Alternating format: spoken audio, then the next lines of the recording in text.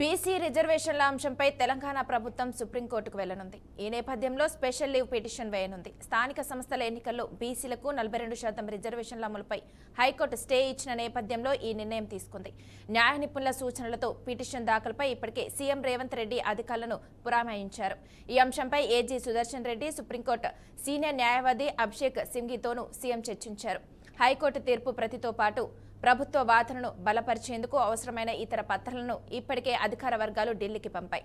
తెలంగాణ ప్రభుత్వం తరపున సోమవారం రాష్ట్ర అడ్వకేట్ జనరల్ ఏ సుదర్శన్తో పాటు సీనియర్ న్యాయవాదులు సుప్రీంకోర్టులో ఎల్పీసీ వేయనున్నారు. బీసీ రిజర్వేషన్ల అంశంపై తెలంగాణ ప్రభుత్వం సుప్రీంకోర్టుకు వెళ్లనుంది. ఈ నేపథ్యంలో స్పెషల్ లీవ్ పిటిషన్ వేయనుంది. స్థానిక సంస్థల ఎన్నికల్లో బీసీలకు 42% రిజర్వేషన్ల అమలుపై హైకోర్టు స్టే ఇచ్చిన నేపథ్యంలో ఈ నిర్ణయం తీసుకుంది. న్యాయ నిపుణుల సూచనతో పిటిషన్ దాఖలుపై ఇప్పటికే సీఎం రేవంత్ రెడ్డి అధికారులను పరామర్శించారు. ఈ అంశంపై AG Sudarshan Reddy, supreme court senior న్యాయవాది అభిషేక్ సింఘితోనూ సీఎం చర్చించారు. హైకోర్టు తీర్పు ప్రతితో పాటు ప్రభుత్వ వాదనను బలపరిచేందుకు అవసరమైన ఇతర పత్రాలను ఇప్పటికే అధికార వర్గాలు ఢిల్లీకి పంపాయి. తెలంగాణ ప్రభుత్వం తరపున సోమవారం రాష్ట్ర అడ్వకేట్ జనరల్ ఏ సుదర్శన్ రెడ్డితో పాటు సీనియర్ న్యాయవాదులు సుప్రీంకోర్టులో ఎస్ఎల్పీ వేయనున్నారు. బీసీ రిజర్వేషన్ల అంశంపై తెలంగాణ ప్రభుత్వం సుప్రీంకోర్టుకు వెళ్లనుంది. ఈ నేపథ్యంలో స్పెషల్ లీవ్ పిటిషన్ వేయనుంది. స్థానిక సంస్థల ఎన్నికల్లో బీసీలకు 42% రిజర్వేషన్ల అమలుపై హైకోర్టు స్టే ఇచ్చిన నేపథ్యంలో ఈ నిర్ణయం తీసుకుంది. ఇక ఇదే అంశంపై పూర్తి సమాచారం మా ప్రతినిధి శ్రీనివాస్ అందిస్తారు. శ్రీనివాస్, చెప్పండి. గుడ్ మార్నింగ్ మానస.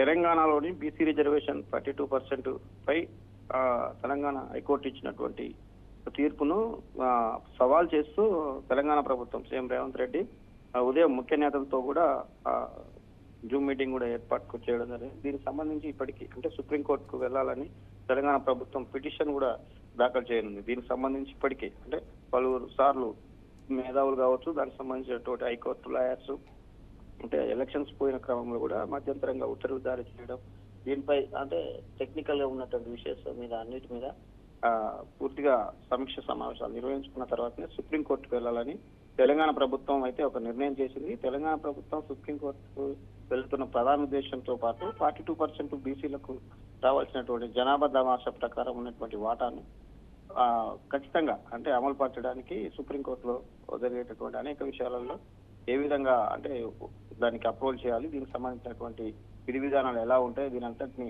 ఒక డాక్యుమెంట్ తయారు చేసి సుప్రీంకోర్టు ప్రభుత్వం తరఫున న్యాయవాది కూడా వెళ్ళనున్నట్లు కూడా తెలిసింది. ఈ విషయానికి సంబంధించి ముఖ్య నేతలతో ఉదయమే జూమ్ మీటింగ్ ద్వారా అనేక విషయాలు క్షుణ్ణంగా పరిశీలించిన తర్వాతనే సుప్రీంకోర్టుకు తెలంగాణ ప్రభుత్వం పిటిషన్ అయితే దాఖలు చేయనుంది. Okay, thank you Srinivas.